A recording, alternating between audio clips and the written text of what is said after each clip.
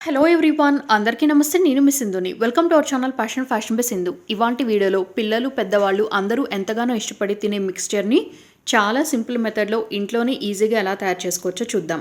Recipe preparation కోసం first మనం boondi prepare చేసుకుందాం. దీనికోసం ఒక మిక్సింగ్ బౌల్లోకి 1 కప్పు శనగపిండి, 1/2 కప్పు బియ్యపిండి, రుచికి సరిపడా సాల్ట్, ఒక చిటికెడు బేకింగ్ సోడా వేసుకోవాలి. ఈ బేకింగ్ సోడా వేసుకోవటం వల్ల మనకి బూందీ అనేది చాలా క్రిస్పీగా పర్ఫెక్ట్ టెక్స్చర్తో కుదురుతుంది.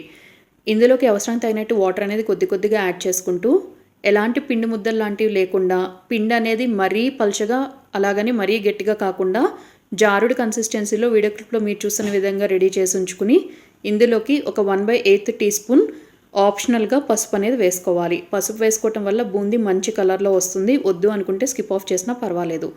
డీప్ ఫ్రై సరిపడా ఆయిల్ అనేది ఒక కడాయిలో పోసి ఆయిల్ బాగా హీట్ చేసుకోవాలి. కడాయి అనేది కొంచెం వెడల్పుగా ఉండేటట్టు చూసుకోండి. అలాగే బూందీ మనకి బాగా ఫ్రై అవ్వాలంటే కడాయిలో హాఫ్ పైన ఆయిల్ అనేది వేసుకోవాలి. బూందీ దూసుకునే గెరెట్ ఉంటే దాంతో బూందీ దూసుకోవచ్చు. లేదంటే ఇలా చిల్లులు గెరెట్ మీద వీడియో క్లిప్లో మీరు చూస్తున్నట్టు కొద్దిగా పిండి అనేది పోసుకుంటూ నిదానంగా స్ప్రెడ్ చేసుకుని, ఒక వాయి అయిపోయిన తర్వాత బూందీ గెరెట్కి అడుగుపాటున్న పిండి మొత్తం తీసేసుకుని, ఈ బూందీని మీడియం హై హీట్లో అవి క్రిస్పీగా ఫ్రై అయ్యి ఆయిల్ బబుల్స్ తగ్గే వరకు ఫ్రై చేసుకోవాలి. రిమైనింగ్ పిండి అంతటితో కూడా ప్రాసెస్ అనేది ఇలాగే కంటిన్యూ చేయాలి. ఇప్పుడు నెక్స్ట్ మనం కారపూస ప్రిపరేషన్ ఎలా చేయాలో చూద్దాం. ఇందుకోసం ఒక మిక్సింగ్ బౌల్లోకి 1 కప్పు బియ్యం పిండి, 1 కప్పు శనగపిండి వేసుకోవాలి. అలాగే రుచికి సరిపడా ఉప్పు, ఒక హాఫ్ టీ స్పూన్ పసుపు, 1 టీ స్పూన్ కారం వేసుకోవాలి. ఉప్పు కారం అనేది మీ టేస్ట్కి అనుగుణంగా కొంచెం అటు ఇటుగా అడ్జస్ట్ చేసుకుని వేసుకోండి. అలాగే ఇందులోకి బాగా వేడిగా ఉన్న ఆయిల్ కానీ బటర్ కానీ ఒక 2 టీ స్పూన్స్ వేసుకోండి. ఇది వేసుకోవటం వల్ల కారపూస అనేది బాగా క్రిస్పీగా కరకరలాడుతూ వస్తుంది. అవసరానికి తగినట్టు వాటర్ అనేది కొద్దిగా యాడ్ చేసుకుంటూ పిండి ముద్ద అనేది సాఫ్ట్గా కలుపుకోవాలి. మరీ గట్టిగా ఉన్నా కూడా కారపూస గట్టిగా అయిపోతుంది. పల్చగా ఉంటే పిండి అనేది ఒత్తుకోవటానికి ప్రాపర్గా కుదరదు. సో కొంచెం స్టిఫ్ అలాగే సాఫ్ట్ డవ్ అనేది రెడీ చేసుకోవాలి. ఈ కారపూస అనేది మంచి ఫ్లేవర్ రావటం కోసం 1 టేబుల్ స్పూన్ వరకు వాముని 2 అరచేతుల మధ్యలో నలుపుకుని ఇలా క్రష్ చేసినట్టు వేస్తున్నాను. మీరు కావాలి అనుకుంటే పౌడర్ ఫామ్లో కూడా వాముని వేసుకోవచ్చు. అలాగే పసుపు యాడింగ్ కూడా ఈ రెసిపీలో కంపల్సరీ కాదండి, ఇది ఆప్షనల్ మాత్రమే. మంచి కలర్ రావటం కోసం నేను బూందీలోను కారపూసలోను వేయటం జరిగింది. సో పిండి అనేది ఇలా రెడీ చేసుకున్న తర్వాత చెక్కిడాలు మురుకులు ఒత్తుకునే గిద్దలోకి మనం కారపూసకి ఏ సైజులో కావాలనుకుంటున్నామో ఆ సైజులో బ్లేడ్ అనేది ఫిక్స్ చేసుకుని, ఈ చెక్లీ మేకర్ లోపల పార్ట్ అంతా కూడా ఆయిల్ పెట్టి గ్రీజింగ్ చేసుకోండి. ఈ మిషన్లోకి సరిపడా పిండి అనేది పెట్టేసుకుని లిడ్ సీలింగ్ అనేది చేసేసి బాగా వేడిగా మసులుతున్న ఆయిల్లోకి ఒత్తుకోవాలి.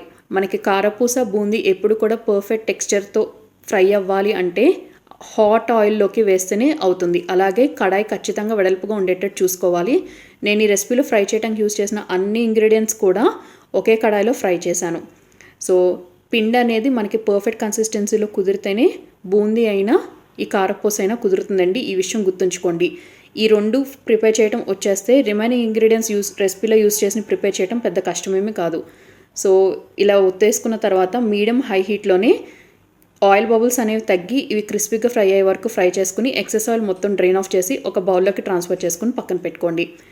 ఛానల్లో కార్న్ఫ్లేక్స్ మిక్స్చర్ ఎలా ప్రిపేర్ చేయాలి, అలాగే అటుకుల మిక్స్చర్ ఎలా ప్రిపేర్ చేయాలనేది ఆల్రెడీ ఛానల్లో ఉంది.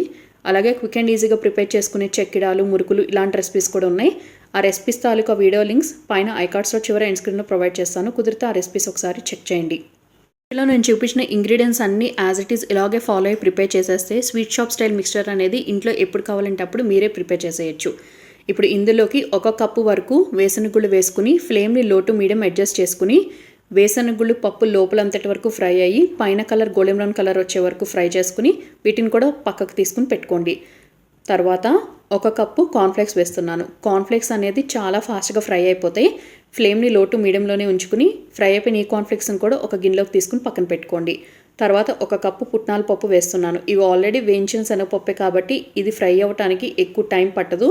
ఫ్లేమ్ని కంప్లీట్గా లోలోకి అడ్జస్ట్ చేసుకుని ఫ్రై అయిపోయిన వీటిని ఒక జాలీ గెరెట్ హెల్ప్ పెట్టి ఇమీడియట్గా ఒక ప్లేట్లోకి ట్రాన్స్ఫర్ చేసుకోండి. తర్వాత ఇందులోకి కొన్ని జీడిపప్పు వేసి ఇవి కూడా గోల్డెన్ బ్రౌన్ కలర్ వచ్చే వరకు లో టు మీడియం హీట్లో ఫ్రై చేసుకుని వీటిని కూడా పక్కకు తీసుకుని పెట్టుకోండి.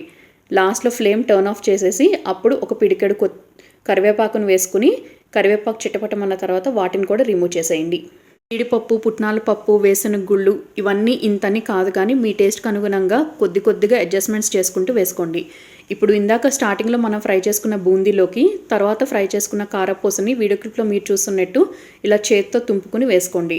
మీరు మరీ చిన్నగా కావాలంటే అలా క్రష్ చేసి వేసుకోవచ్చు, లేదా కొంచెం పెద్ద సైజు కావాలనుకుంటే అలా కూడా వేసుకోవచ్చు. తర్వాత ఇందులోకి ఒక 1/2 teaspoon chaat masala powder వేస్తున్నాను. తర్వాత 1 టీ స్పూన్ కారం, 1 టీ స్పూన్ ఉప్పు కూడా వేస్తున్నాను. ఆల్రెడీ మనం కారపూస ప్రిపరేషన్లో సాల్ట్ అండ్ కారం యూజ్ చేసాము. సో దీన్ని దృష్టిలో పెట్టుకుని ఇక్కడ కారము, సాల్ట్ అనేది వేసుకోండి. ఇంగ్రీడియంట్స్ అన్నీ వేసిన తర్వాత నిదానంగా టాసింగ్ అనేది చేయండి. మీరు కావాలి అనుకుంటే చేత్తో కూడా మిక్స్ చేసుకోవచ్చు. తర్వాత రిమైనింగ్ ఫ్రై చేసుకున్న ఇంగ్రీడియంట్స్ అన్నీ వన్ ఆఫ్టర్ వన్ యాడ్ చేయండి. అంటే వేయించిన పుట్నాల పప్పు, జీడిపప్పు, వేసిన గుళ్ళు, కరివేపాకు, కార్న్ఫ్లెక్స్ ఇవన్నీ కూడా వేసి ఒకసారి టేస్ట్ అనేది చెక్ చేసుకోండి. ఉప్పు, కారం ఇవేమన్నా సరిపోలేదు పడతాయనుకుంటే ఈ స్టేజ్లో యాడింగ్ చేసేసుకుని టాసింగ్ చేసేయచ్చు. సో ఎంతో రుచికరంగా ఉండే ఈ instant and quick version of mixture recipe మీకు నచ్చితే తప్పకుండా ట్రై చేసి ఫీడ్బ్యాక్ని కమెంట్ సెక్షన్లో షేర్ చేసుకోండి. అలాగే వీడియో ఫస్ట్ టైం చూసి ఛానల్ని ఇప్పుడే ఫస్ట్ టైం విజిట్ చేసినట్టయితే ఇప్పుడే ఛానల్ని సబ్స్క్రైబ్ చేసుకుని పక్కనే ఉన్న బెల్ ఐకాన్ యాక్టివేట్ చేసి ఆల్ అనే ఆప్షన్ కూడా తప్పకుండా సెలెక్ట్ చేసుకోండి. వీడియో హెల్ప్ఫుల్, యూస్ఫుల్ అవుతుంది అనిపిస్తే ఫ్రెండ్స్ అండ్ రిలేటివ్స్కి కూడా వీడియో లింక్ తప్పకుండా ఫార్వర్డ్ చేయండి. అలాగే ఈ క్రిస్పీ అండ్ ఇన్స్టెంట్గా నేను చూపించిన ఈ మిక్స్చర్ ఏదైతే ఉందో ఇది మనకి 20 to 25 డేస్ పాటు ఫ్రెష్గా ఉంటుందండి. బట్ ఏంటంటే మీరు ఒక ఎయిర్టైట్ కంటైనర్లో స్టోర్ చేయాలి. అది కూడా వేడి కంప్లీట్గా తగ్గిపోయిన తర్వాత మాత్రమే స్టోర్ చేయండి.